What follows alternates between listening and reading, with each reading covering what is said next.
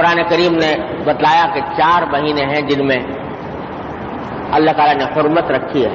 ان میں سے ایک محرم کا مہینہ ہے، اور خاص طور پر محرم کی جو 10ویں تاریخ ہے، جس کو عام طور سے عاشورہ کہا جاتا ہے، عاشورہ کا معنی ہے 10واں دن محرم، یہ اللہ تبارک و تعالیٰ کی رحمت و برکت کا اور تقدس کا خصوصی طور پر حامل ہے۔ بعض لوگ یہ سمجھتے ہیں کہ عاشورہ کے دن کی فضیلت کی وجہ یہ ہے کہ اس میں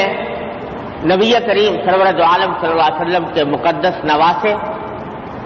حضرت حسین رضی اللہ تعالیٰ عنہ کی شہادت کا واقعہ پیش آیا، اور اس وجہ سے وہ سمجھتے ہیں کہ عاشورہ اس وجہ سے مقدس ہے، اس وجہ سے اس کی حرمت ہے۔ یہ بات صحیح نہیں۔ عاشورہ کا دن خود رسول کریم صلی اللہ علیہ وسلم کے عہد مبارک میں مقدس دن سمجھا جاتا تھا، آپ نے اس کے کچھ خاص احکام عطا فرمائے تھے، قرآن کریم نے اس کی حرمت کا اعلان فرمایا تھا، اور حضرت سیدنا حسین رضی اللہ تعالی عنہ کی شہادت کا واقعہ آپ کے وفات کے بھی تقریباً 60 سال کے بعد پیش آیا۔ تو واقعہ یوں نہیں ہے کہ عاشورہ کی حرمت اس واقعے کی وجہ سے ہے، بلکہ یہ حضرت سیدنا حسین رضی اللہ تعالی عنہ کی شہادت کا اس روز واقع ہونا یہ حضرت حسین کی مزید فضیلت کی دلیل ہے کہ اللہ تعالیٰ نے ان کو شہادت کا مرتبہ ایک ایسے دن میں عطا فرمایا جو پہلے ہی سے مقدس اور محترم چلا آ رہا۔ تو اس لیے یہ مقدس دن ہے جو انشاءاللہ تعالی آنے والا ہے۔ تقدس کی وجہ اللہ تعالیٰ بہتر جانتے ہیں، کون سے دن کو اللہ نے کیوں فضیلت دی اور اس کا کیا مرتبہ رکھا، اللہ تعالیٰ بہتر جانتے ہیں، ہمیں اس تحقیق و تفتیش میں پڑنے کی حاجت نہیں۔ بعض لوگوں نے عاشورہ کے دن کچھ جو فلاں قسم کا کھانا پکنا ضروری ہے، کھچڑا اگر نہ پکا تو عاشورہ ہی نہ ہوا، تو اس میں کھچڑا پکانا ضروری ہے عاشورہ کے دن، اس کے بغیر عاشورہ کی فضیلت حاصل نہیں ہوتی لوگوں کے خیال میں۔ تو اس قسم کی کوئی بات رسول کریم سرور دو عالم صلی اللہ علیہ وسلم نے ارشاد نہیں فرمائی، صحابہ کرام نے اس پر عمل نہیں کیا، تابعین نے، بزرگان دین نے، صدیوں تک کہیں اس کا کہیں وجود نہیں ملتا، اپنی طرف سے لوگوں نے ایجاد کر۔ ہاں ایک ضعیف حدیث ہے، وہ حدیث بھی ضعیف ہے، کمزور ہے، کوئی ایسی مضبوط روایت نہیں ہے، اس میں رسول کریم صلی اللہ علیہ وسلم کا یہ ارشاد منقول ہے کہ آپ نے فرمایا کہ جو شخص عاشورہ کے دن اپنے گھر والوں پر وسعت اختیار کرے کھانے میں، یعنی کھانا عام دنوں سے بہتر اور اچھا بنائے، تو اللہ تعالیٰ اس کے رزق میں کشادگی عطا فرمائے۔ یعنی اس دن خاص طور پر وہ لوگ جو انسان کے عیال میں ہیں، اس کے بیوی بچے،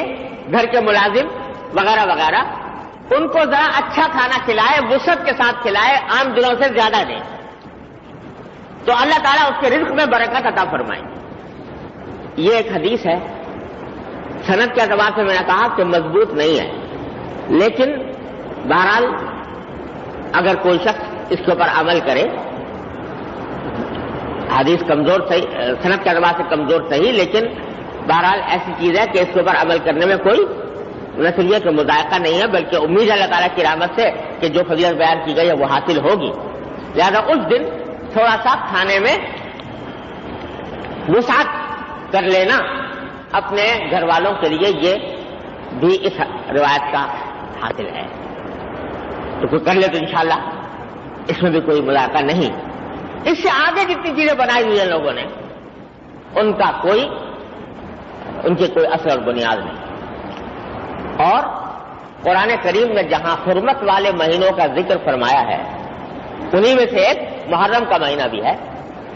تو ایک عجیب جملہ ارشاد فرما دیا قرآن کریم میں، فَلَا تَظْلِمُوا فِيهِنَّ أَنفُسَكُمْ، یہ حرمت والے مہینے ہیں، ان مہینوں کے اندر تم اپنی جانوں پر ظلم نہ کرو. جانوں پر ظلم کرنے سے مراد یہ ہے کہ گناہوں سے بچو، معصیتوں سے بچو، بدعات سے اور منکرات سے بچو. یہ اپنی جانوں پر ظلم ہے. تو ایسا لگتا ہے کہ ظاہر ہے اللہ تبارک و تعالیٰ کا تو عالم الغیب ہیں، جانتے تھے کہ اس محرم کے مہینوں میں لوگ اپنی جانوں پر ظلم کریں گے، اپنی طرف سے طریقے گھڑ گھڑ کر اس کے اوپر عمل کرنا شروع کر دیں گے. تو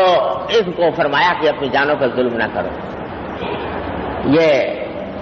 جو شیعہ حضرات جو کچھ کرتے ہیں وہ تو اپنے مسلک کے مطابق کرتے ہیں، لیکن بہت سے اہل سنت حضرات کو دیکھا کہ وہ ایسی مجلسوں میں، تعزیوں میں اور ان کاموں کے اندر شریک ہو جاتے ہیں کہ جو بدعت اور منکر کی تعریف میں آتے ہیں. تو بھائی قرآن نے یہ کہا ہے کہ ان مہینوں کے اندر لا تظلموا فیہن انفسکم، اپنی جانوں پر ظلم نہ کرو. ان اوقات کو صرف کرو اللہ کی عبادت میں، اس کے ذکر میں، اس کے روزہ رکھنے میں، اس کی طرف رجوع کرنے میں، دعائیں کرنے میں. ان فضولیات سے اپنے آپ کو بچاؤ.